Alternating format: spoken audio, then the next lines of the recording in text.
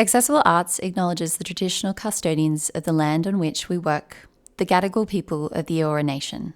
We pay our respects to elders, past and present, and recognise their enduring connection to this land, its culture, and its communities. We honour the long history of storytelling, cultural exchange, and artistic expression that has flourished here for thousands of years. Personally, I would like to acknowledge disabled and deaf First Nations people. Always was, always will be.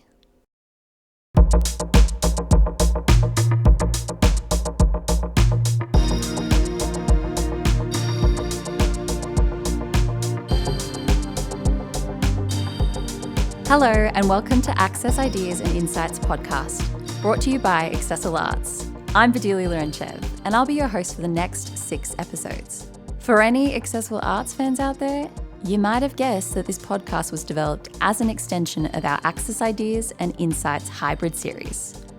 That means we're keeping the bold conversations going, diving into fresh ideas and tackling the big questions around access and inclusion across the arts sector.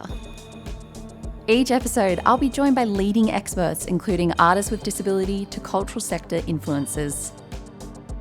This podcast is a new initiative for Accessible Arts, and from the start, access has been at the core of its creation. As part of this development, we've worked closely with the Deaf Advisory Group to ensure this series is reaching our audiences. Each episode will be released with a transcript, Auslan video, and captions. Accessible Arts acknowledges access is a place of learning. So, throughout this series, we'll continue to develop the access for the podcast so that we can be a catalyst for change within the arts and cultural sector. This episode contains themes of ableism, isolation, marginalisation. We're back. And in this episode, we're diving into the neurodiversity paradigm in theatre, a vital and evolving conversation in the arts. Joining me today are 3 incredible guests, Jules Orcullo, Pollyanna Nowicki, and Joanna Erskine. I'm going to be surrounded by theatre makers, each bringing their own insights and experiences to this discussion. Let's get started with Polly and Jo and talking all things Method of Madness. Thanks for joining us today. We have with us in studio Joanna Erskine from Bell Shakespeare, who is Head of Education there. And we also have Pollyanna Nowicki. Thank you two for coming in today. We're so excited to talk to you about the neurodiversity paradigm, and more specifically, a particular project you both have quite long experience with, Method of Madness. Joanna, as someone who was there at the beginning of the project, would you be able to kind of give us a little bit of a blurb about it, how this idea started? Yeah, absolutely. So the project came to us at Bell Shakespeare from the director Dan Graham. And I've been working on this since 2019. So I believe Dan might have brought it to Bell Shakespeare in that year or even before. But the original idea was around the concept of Shakespeare's characters and whether any of them had neurodivergent traits, and developing a work around that. And so we worked with Dan on fleshing that idea out in partnership with Accessible Arts and received funding to do some creative development around that. And the way that we first approached it was we actually did a national call out for a survey to neurodivergent artists around Australia to ask them a series of questions about their work and how being neurodivergent and an artist has its, challenges as well as the many positive things. And also just in relation to how their neurodiversity impacts their everyday life. And we had an incredible response from artists nationally.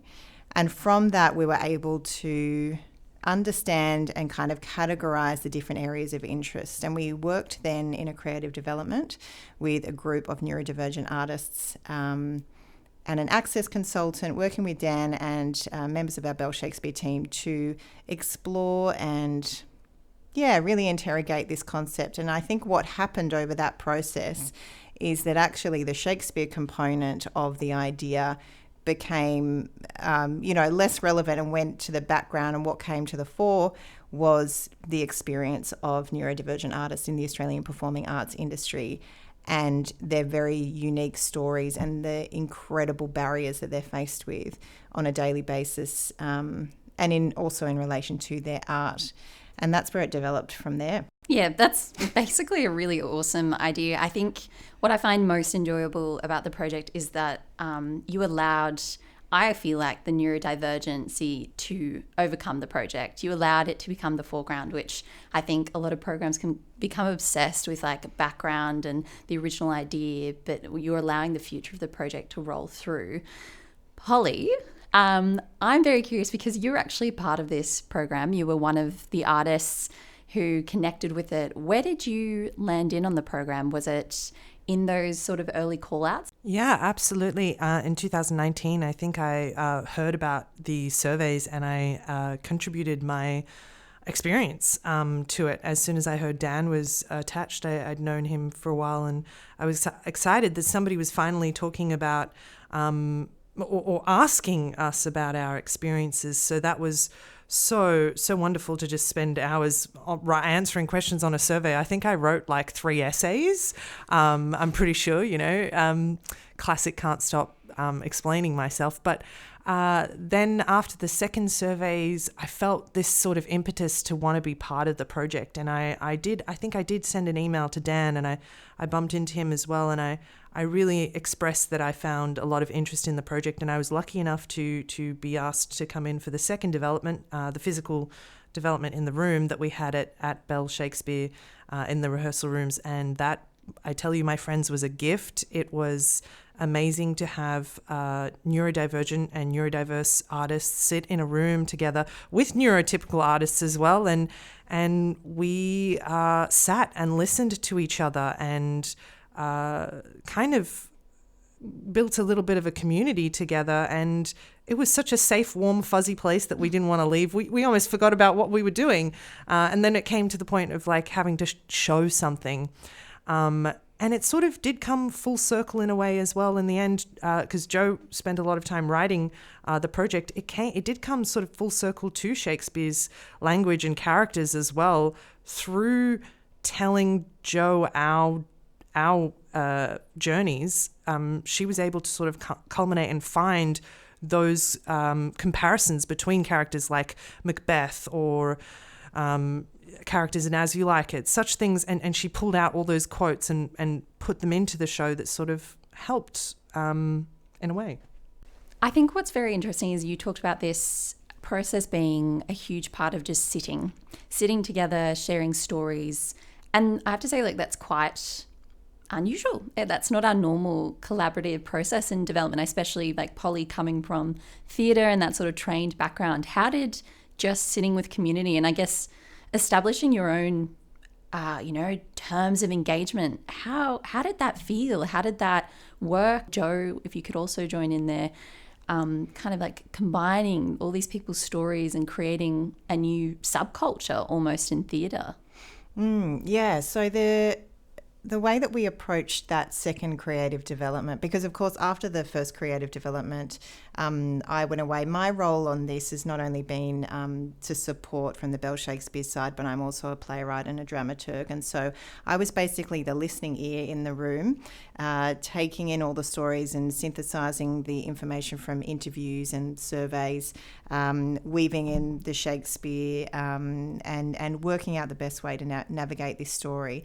For the second creative development, we learnt so much. I mean, I think in that very first creative development, we didn't really know what we were doing. Everyone was new to each other. We were working out how to work with each other. And it was, I'm not going to lie, it was very hard. And we did have days which, everyone was there with really good intentions, but we did need to learn how to navigate the room. I would just be very honest and open with people and say, I am going to use the wrong language. Please pick me up on it. We're all learning. There's no bad intentions here. And there was a really beautiful spirit of community. But we had learnt so much by the time we got to the second creative development. We had a very special group of people in the room, and we worked with Dylan Crawford, who was from Aspect and was our access and inclusion coordinator for the week. We worked with Dylan in the lead up and, with Dan to work out what the rules of the room were. And we did work out a rules of the room and a code of behaviour that Dylan took us through every single morning. And really they were just, I think we all agreed that there were just general rules that everyone in this world should follow, which were just respectful and inclusive and made for a really safe space. Polly's right, it was an incredible 2 weeks that we spent together. We worked really hard. That first week, basically what I brought along was, and the artists had been given this information beforehand, so everyone had prepared around the topics we were going to cover and had opportunities, because a lot of it was mining very personal stories that people may have had quite negative experiences with, and were allowed to, say what they felt comfortable sharing with and not sharing in that room. And we went through a whole series of topics of being an artist, everything from rehearsals, auditions, networking, de-rolling, masking, just everyday life, on and on and on. And what I did was I brought some vignettes and some topics, and each day, every couple of hours, we took on a new topic. We explored that. We shared stories. We were very open and vulnerable with each other. And then as it went on, I started scripting and writing. And so by the second week, we actually had a draft of a script to play with. Yeah, it's a luxury. That experience was a luxury and very rare, not often experienced in the theatre scene in Sydney. And it was another part of being a part of that project. I think everyone felt so passionate about it that we were taking, when you work on a show, you want to envelop your entire self in it. So there were moments that I'd be scribbling at 6 a.m. in the morning to give Jo a piece of paper that was scribbled on that had ideas that she would then take and create into the next draft the next day. So it was very fast paced but exciting and good work. Having Dylan in the room was the best access resource for all of us inside that room. We felt we had at the very least one safe person that we knew we could trust and we knew we could open ourselves up to and be vulnerable about. And essentially that room just was a really, the whole environment, everybody in that room contributed to making it a safe and vulnerable place where people could share, yes, their personal things, but also what I thought was really cool is it was a lesson for all of us in that room. And I wish that everybody had a chance to have a snippet of what was in that room, because we went through every aspect of the neurodivergent umbrella. We went through each type of possible diagnosis you could get and how that diagnosis would affect your life in day-to-day as an actor or as a creative in that creative industry. And so we learnt about what our fellow neurodivergents are going through. There's one aspect where I've got ADHD and I can see those parts of me visible in what was described under the ADHD bucket. But then I learnt more things about somebody with dyscalculia, which I had no relationship with, and I'd never known anyone with dyscalculia. But within that workshop, I got to learn about all of those things, and it just taught me so much about my community, being around it and talking about it and absorbing it. Yeah, I think there's something so thrilling in the fact that, you and your group were able to establish newness and a space that, was sharing the full kismet of neurodiversity. I think definitely you two would be able to relate to that. We can often get a singular narrative for neurodiversity.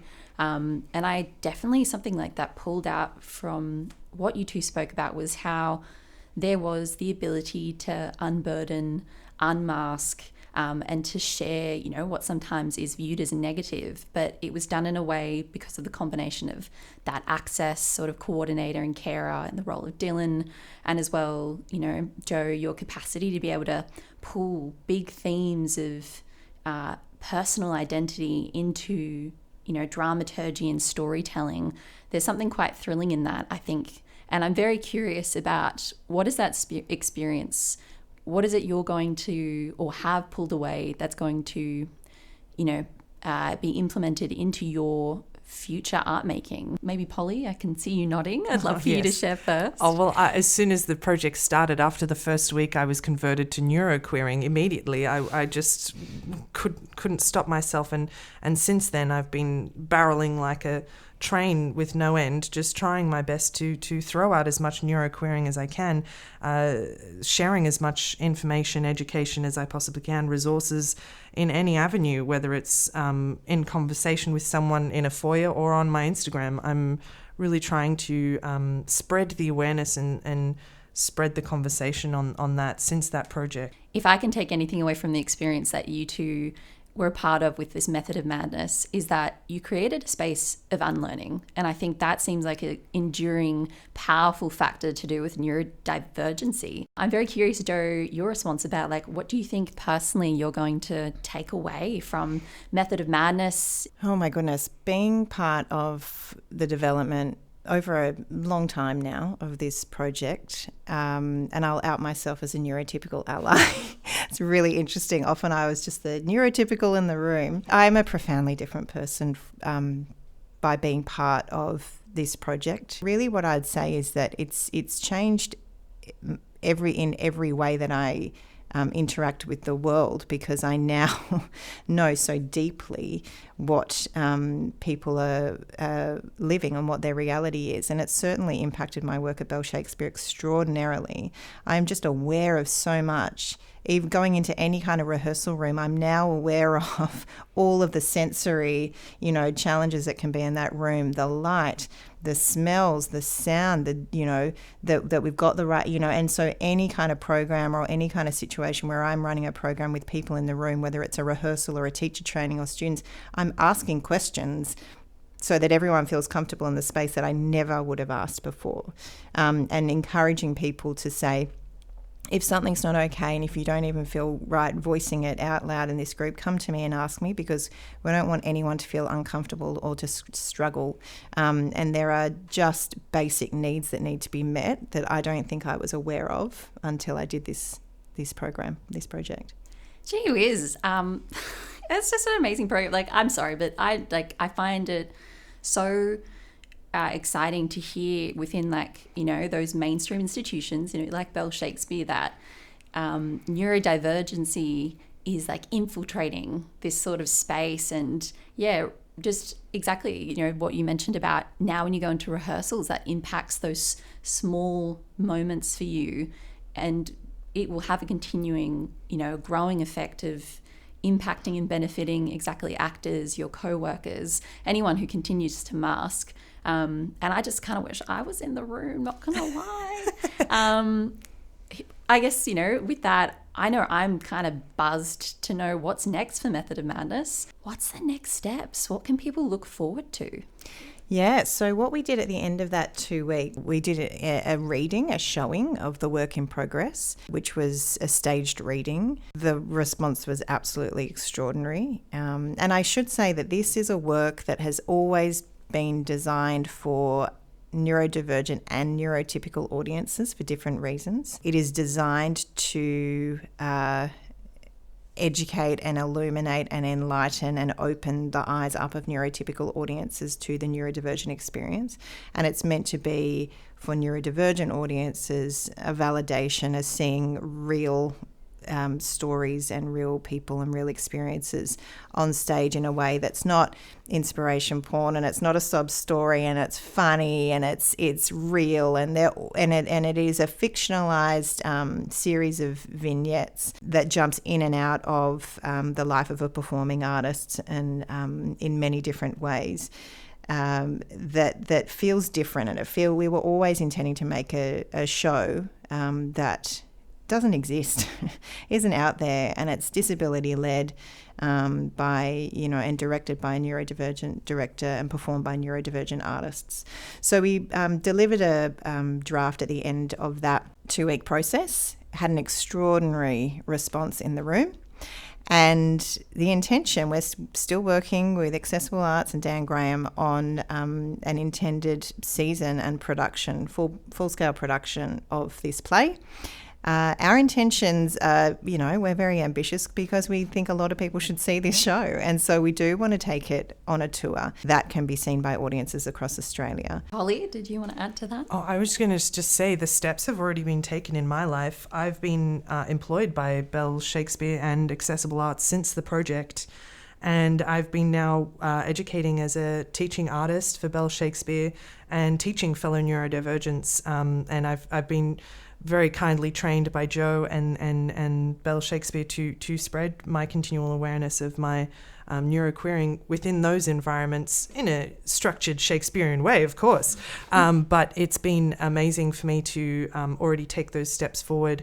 And I'm excited to see more neurodivergent work and more disabled work and honestly, just more art, honestly. But I just want there to be more monologues and more work and more scripts for those neurodivergent actors who can take advantage of those scripts that exist, which don't exist yet until we put them out there. Thank you so much, you two, for sharing that. I think I personally would love to know who are the other cast members that were part of this project. So our cast of 5 incredible actors were Pollyanna Nowicki, Tiffany Wong, Ryan Ennis, Vitas Varnas, and Marissa Soroka. Beautiful. I have to thank you two so much for your time. I know if I had the cash, I'd be funding this straight away. If we have any, aspiring sponsors out there, chuck us, your deets. We'll send it to Polly or Joe. But yeah, thank you so much for your time. This has been a really thrilling conversation, and I'm so excited for the future of Method of Madness. Thank you so much. Thank you kindly.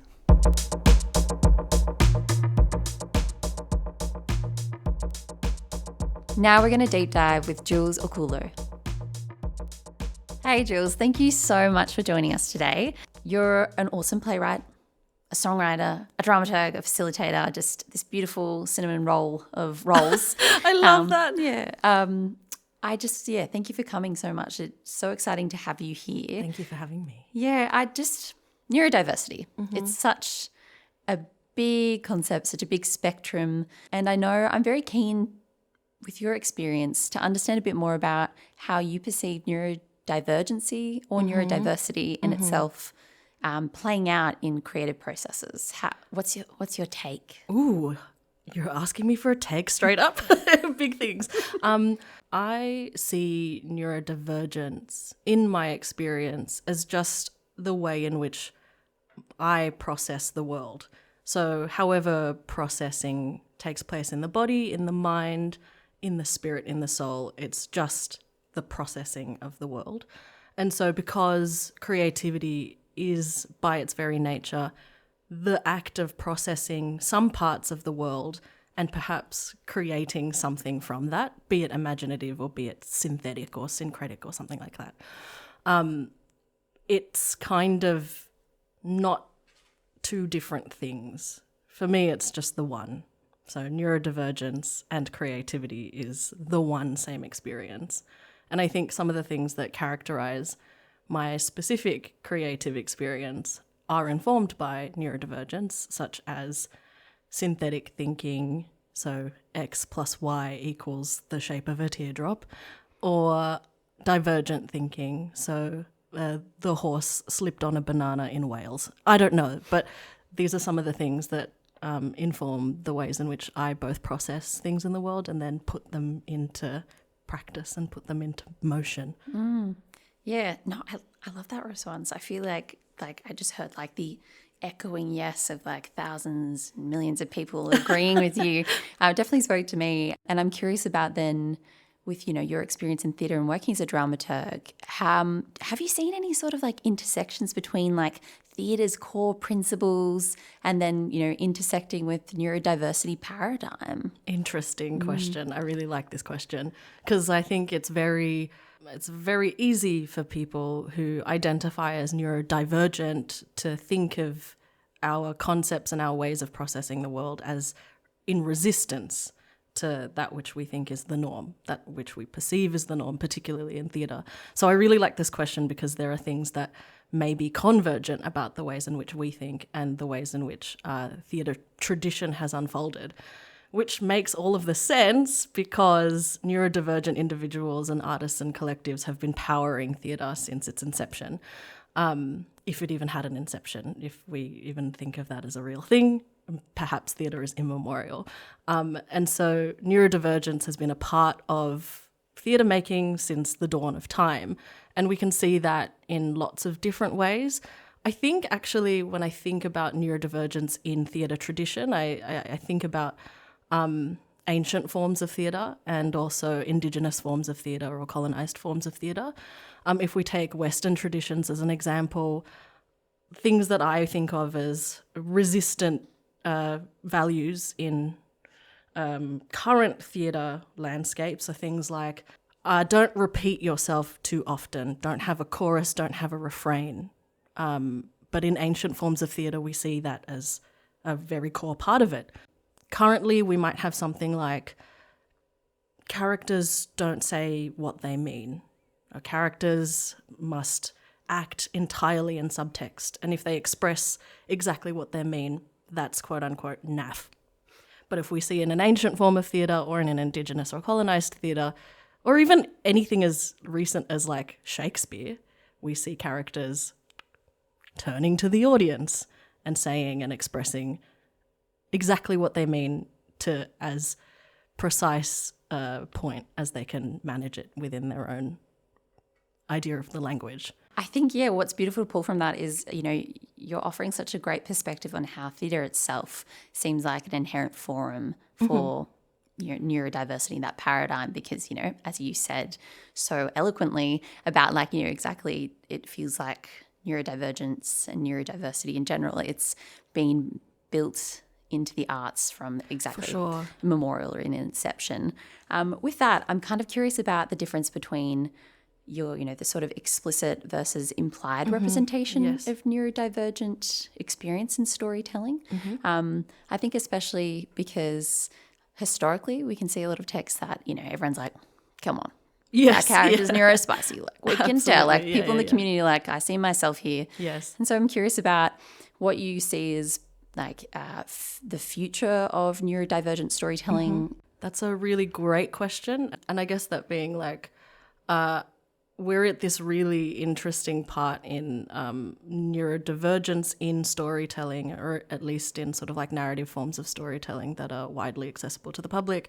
We're in a crunch at the moment where we're seeing lots of people who have been in an industry for decades and decades now understanding themselves as neurodivergent and coming out as neurodivergent and starting to advocate for their neurodivergent peers and art forms, whilst at the same time groups of people who have been advocating for this in the narrative storytelling space also for decades are reaching their sort of acceptance, influence, and recognition across the world. And so we're in this like beautiful little crunch point where I really hope, I guess, that the twain meets.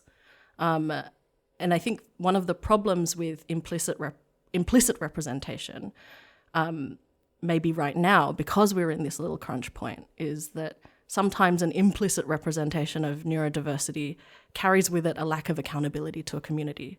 So it's like a non-connect of an artist and their representation of this particular way of experiencing the world with those people who have been advocating for the community for decades and decades and decades.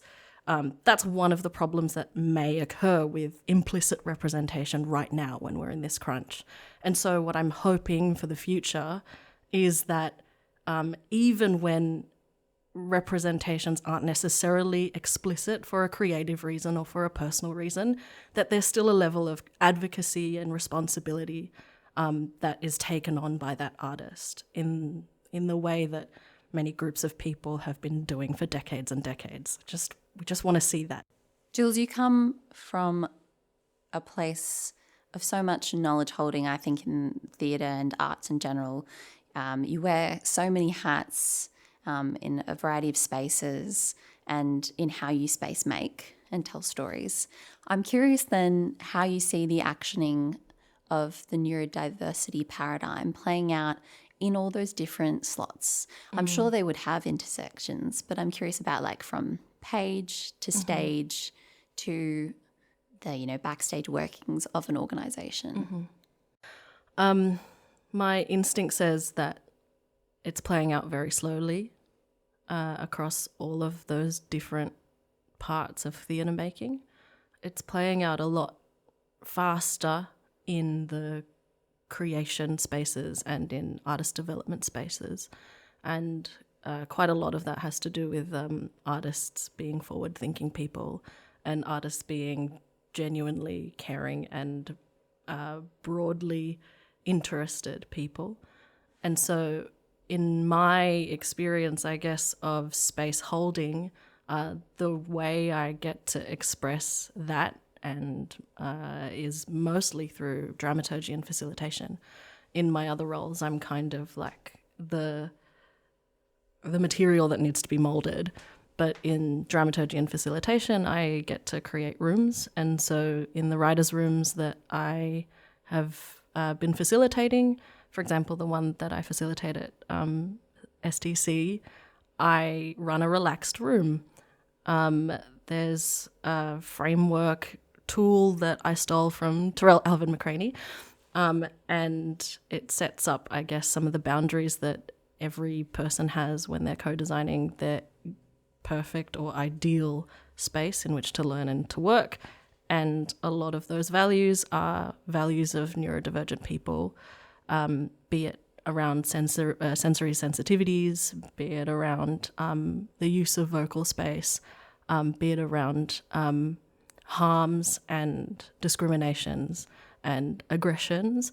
And so I am beholden to those co-created values and to those rules when I'm making and facilitating that space. These smaller spaces that have fewer people and crucially lower stakes can start to resemble something like the broadening of the neurodiversity paradigm. The places where I'm seeing it sort of play out a lot less quickly are places like production and administration. And I can't really speak for crewing necessarily, because that's not a land that I'm the most familiar with, even though it's like quite a lot of what we do. But yeah, there are places where there are imbalances still. But that doesn't mean there's nothing happening in those spaces. That doesn't mean that there aren't people advocating in those spaces really vigilantly and with a lot of energy. But it's just, in my perspective, happening at slightly slower pace.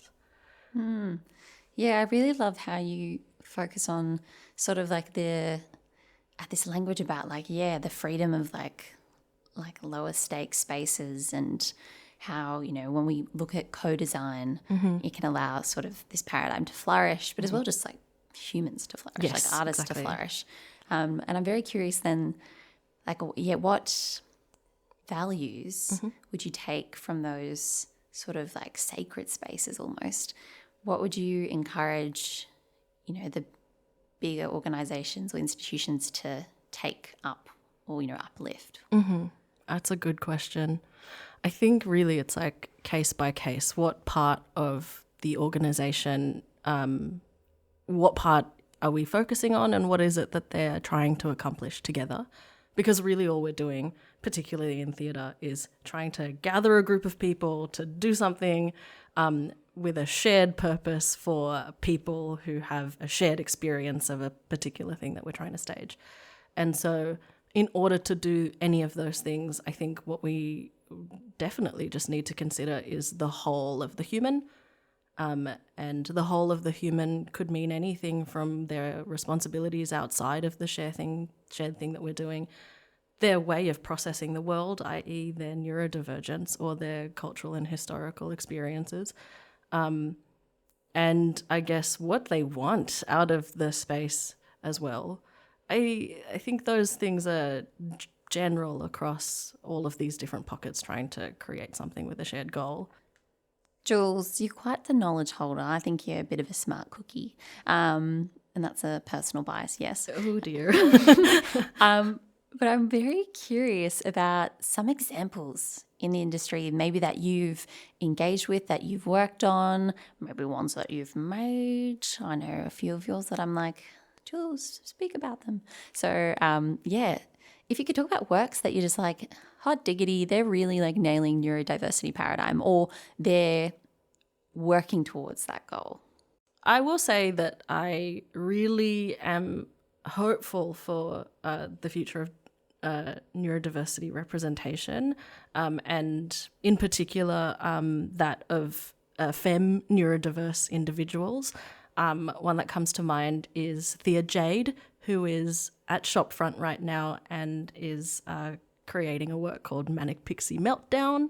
I have the privilege of being a sort of mentory person alongside that project, but I think the way that that work is tackling perceptions of neurodiversity, particularly within femme individuals, is really interesting, really stunning, and really sort of like form defying. So that's really interesting to me. And Jules, what about your own work? I know you're like I don't want to talk about me, but I'm like, Jules, talk about you. Your work. I think, I had the privilege of seeing Forgetting to Mention, which was thank you for coming. Of course. It was an incredible work. Its structure, its staging, its like through line just felt so Jules. It felt so you, which obviously is like wildly addictive. But also it felt so deliciously like neurospicy. Amazing. Like it felt like, I think especially earlier you talked about neurodivergence, fueling theatre, and that feels like it's been, in tandem forever. Mm-hmm. And I feel like that was a work where I was like, my goodness, like that captured how, I feel like, neurodivergence can create and will create fantastic theatre. And I'm just curious about like the process of that, like as both a neurodivergent artist, but someone who, is working as a dramaturg and inherently is working with that neurodiversity paradigm. Mm-hmm. How did that process work? Like going from, the mere little shower thoughts and staging. The process of creating that work is strange, I will say that. It's a musical, and usually musicals take upwards of 5 to 10 years. This one, from conception to opening, was 6 to 7 months. So that's a sort of ridiculous timescale, and also add to that the fact that we did it independently was a whole other level of challenge. I will, I guess, say that in itself is part of a neurodiverse paradigm in theatre making, an ability to diverge and converge very quickly in a creative process is something that I guess people with both autism and ADHD can sort of maybe feel. And I guess a lot of the practices that are sensitive to neurodivergent people, I would credit to the director Amy Soul, who was the dramaturg and the director on the play, and the way that they worked with me and the way that they worked with our, I'm going to say it, majority neurodivergent team. Was entirely what you would want it to be, what you would expect it to be, something that I guess takes into account the whole human, and is relaxed in its processes and protocols. The other thing, I guess, that is really interesting from a neurodivergent perspective about the work is that it is unashamedly a musical work, and I've often sort of thought of musical theatre as in some ways a very attractive form to people who are autistic. It's a form in which emotions are expressed outwardly and unabashedly in the same way that a Shakespearean soliloquy did centuries ago. It's the reason why a lot of people don't like musicals. It's because it's not subtle enough. But as somebody who really struggles to pick up emotional cues from others, it's really damn helpful when somebody stands up and just sings their feelings. I'm curious about legacy and what it is you hope to leave as your legacy or to pass on. That's a great question. And mostly because I've been thinking, I guess in preparation for this chat about neurodivergence, I have been thinking about my ADHD and my hyperpresentism and how that, I guess, influences my work or influences my way of doing things. And so legacy isn't necessarily the first thing I think about. I'm just either here or not here, now or not now, and also time blind, and also yesterday was today and today was 5 million years ago. What is before? And so ironically, I guess if I do have to leave a legacy, it would be something along those lines, that there is nothing, there's nothing else except for the right now. And I know in the philosophical tradition, hyperpresentism is a very difficult concept, but I'd be doing a disservice to my own practice if I didn't attend to the present, if I didn't attend to the fact that we're sharing a story in the same room as each other. Maybe that's something. Jules, that's more than something. That's awesome. Like, I love talking to disabled people. Like, Me too. You know, I think we need to hear more people talking about, you know, these concepts of legacy. It's, you know, very, seems to be structured in, you know, the ideas of your career, that eventually you'll retire and legacy. But I think the fact we get to talk to people like you, artists, you know, like you or not like you, we get to understand better what it is that we should be celebrating and prioritizing, and giving space for, and that message about exactly that, the presence and focusing on that and caring and nurturing that. Oh, chef's kiss. Oh, fantastic. Cheers. Well, thank you so much, Jules, for your time. Awesome as ever to chat, and I'm so excited for your next project. Thanks, Jules. Thank you. Thanks for having me. That's a wrap on this episode of Access Ideas and Insights. This podcast is proudly produced by Accessible Arts and Kiera Brew Kurec, with sound design by Tralala Blip. Access consulting was provided by Macro Impact Consulting and our advisory group. We also thank our Auslan interpreters. This podcast series is proudly supported by the City of Sydney and Create New South Wales, the principal funding partner of Accessible Arts.